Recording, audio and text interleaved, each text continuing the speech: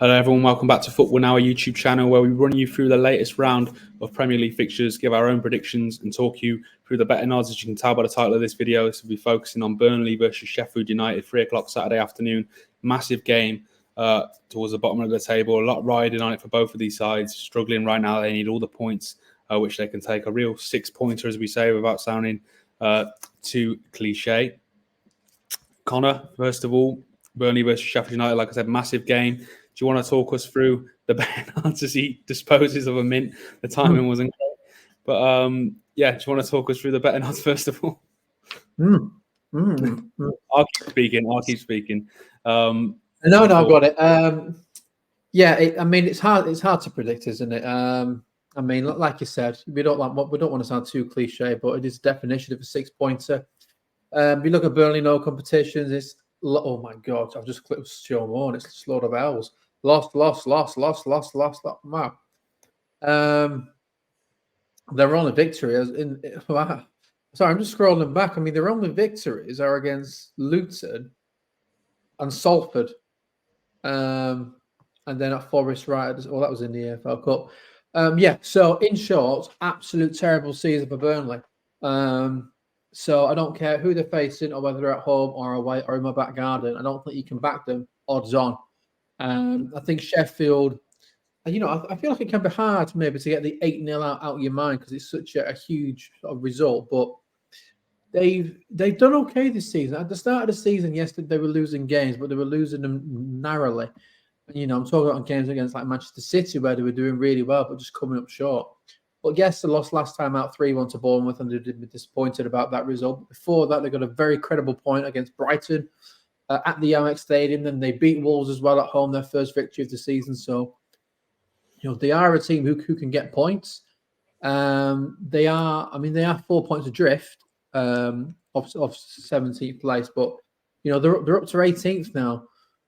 Yes, Everton have got the points deduction, but they can get points on the board, and I think their style of play is suited to the Premier League, or they know how to grind out points. Whereas I said before the start of the season, I do fear for Burnley and Vincent Kompany's Burnley because they did fantastic in the Championship, playing that tippy-tappy football.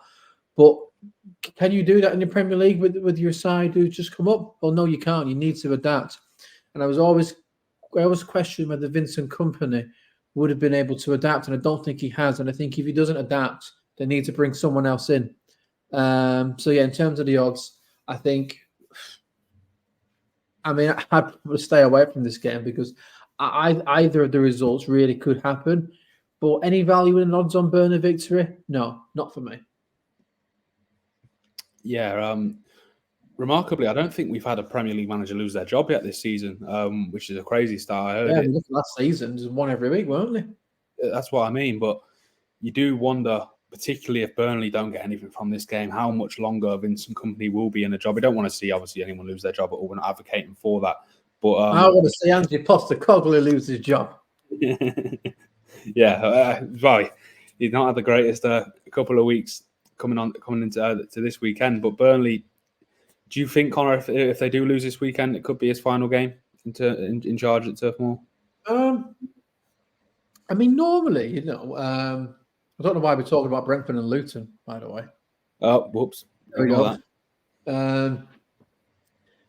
Like I say, normally you do hear sort of rumours if a manager is going to get the sack, no smoke without fire, that sort of thing.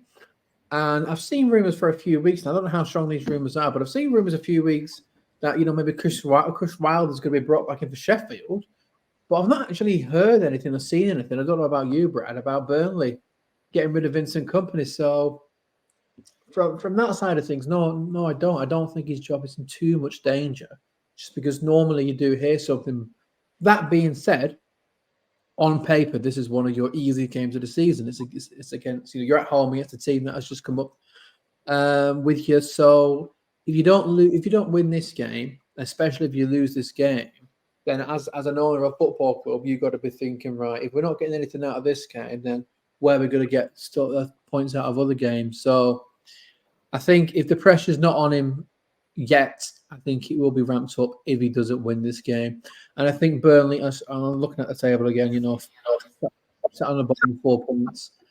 I think they are beyond picking up points now. They have to get 3 points. They have to, they have to be winning this game. They have to be looking at this game almost like it's a cup final, even after 13 games played, because I'm not really sure where the other points are going to come from. So he's got to be getting them here. So yes, I do think the pressure is going to be seriously on if he doesn't win this game. But I don't think it's going to cost him his job if he loses. Not yet, anyway. But won't be far off. Yeah, I suppose. I don't know what the owners are thinking, obviously, but like you said, they ran rampant in the Championship last year. They were very, very good, and I think people were expecting good things from them this season. Whether that's playing a part in the owner's mind, thinking, oh, well, maybe they're just waiting for it to eventually click. But like you said, they've not won in the league since the start of October. We're approaching December now, and that win was away at Luton. You've mentioned there that if you win this, it's great, but if you lose it, all of a sudden you really are up against it. I'm just looking at getting Burnley's fixtures coming up after this. Obviously, Sheffield United this weekend, they got Wolves and Brighton away, which are not ever, they're not easy games at all.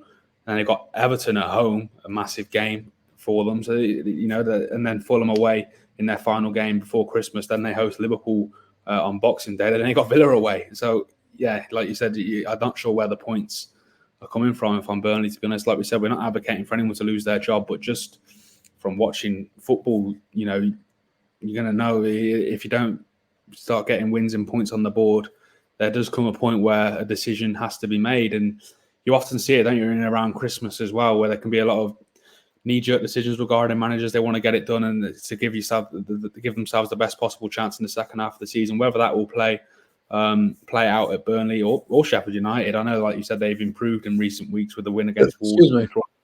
And I wonder what that was. And then the draw away to Brighton. Just looked like they were getting some momentum. Then they go and lose 3-1 at home to Bournemouth. It must be incredibly frustrating just to think, maybe we're just starting to really pull away now, and then bang, you lose to one of the teams in and around you at home. It is a weird one. I'm sure. I'm just looking at their fixtures next. They've got Liverpool at home next week, Brentford at home, Chelsea away, Villa away, and then a big game, Luton at home on Boxing Day, and then they head to Man City. So they've got, again, for both of these sides, you do wonder where the points are going to be coming from. Obviously, there's no such thing as an easy game in the Premier League anyway. I don't know about you, Connor, if someone put a gun to my head now and said name the three teams which are going down this season, I think I'm naming both of these. I don't know about you. Yes. I think even with the points deduction, I think Everton will be fine. I think that's a bit of a combination of they've actually been playing some decent football this season, and there's just worse teams around them, I think. I know we've mentioned it before, and there's no way of dressing it up. I think these are the 3 worst teams to come up in the Premier League in a very, very long time. Luton are trying their best, but they're on a shoestring budget. Burnley, I don't think, have adapted.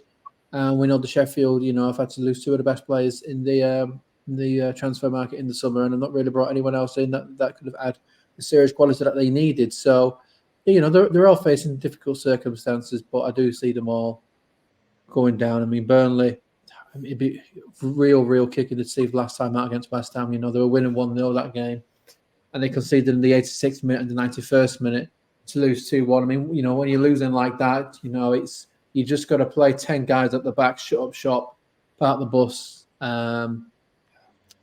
There's ways to lose, and that would hurt. That might have a lingering effect. That they have to put that out of the mind, because if they don't win here, I think it's pretty much all said and done unless they can really do something special.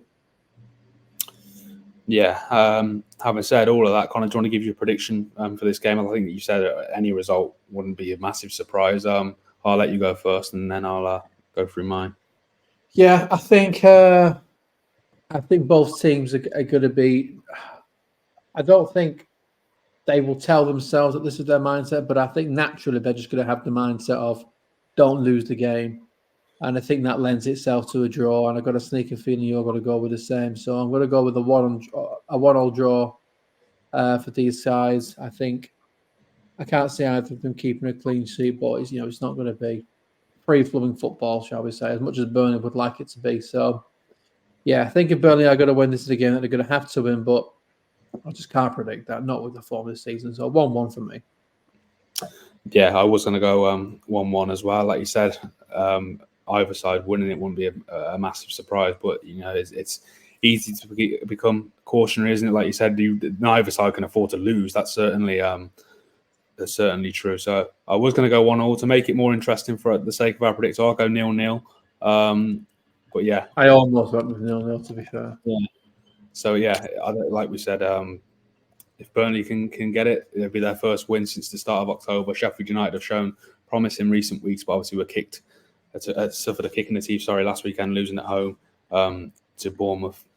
It'd be an interesting game. It's massive implications on what could happen at the bottom of the table come the end of the season.